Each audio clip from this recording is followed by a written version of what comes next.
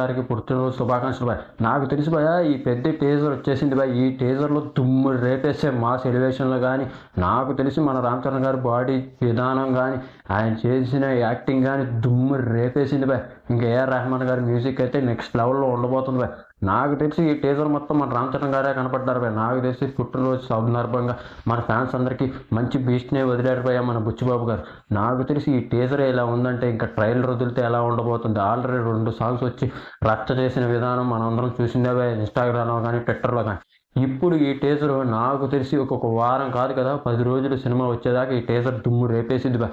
ఆయన body building కానీ ఆయన చేసిన విధానం మాత్రం నెక్స్ట్ లెవెల్లో ఉండిపోయింది భయ. నాకు తెలిసి ఈ సినిమా ట్రైలర్ కోసం చాలామంది వెయిట్ చేస్తున్నారు భయ్. ఈ టీజర్లు కానీ సాంగ్స్కి ఇలా ఉందంటే ట్రైలర్ మరొక దుమ్ము రేపేసింది భయ్.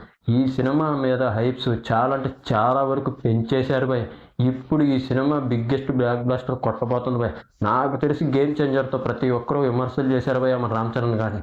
ఇప్పుడు ఈ సినిమా వచ్చి బిగ్గెస్ట్ హిట్ కొడితే వాళ్ళందరికీ నోర్లు మూసుకుపోతాయి భయ్.